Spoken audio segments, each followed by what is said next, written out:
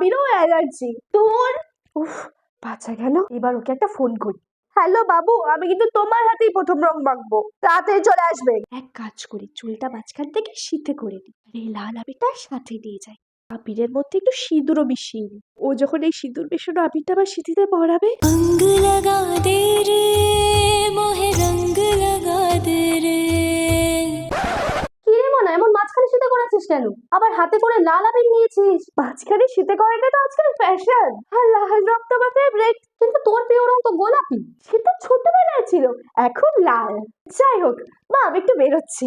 A few moments later. আকাশ, প্রাণ দিতে চাই, মন দিতে চাই, সবটুকু ধ্যান সারাক্ষণ দিতে চাই তোমাকে।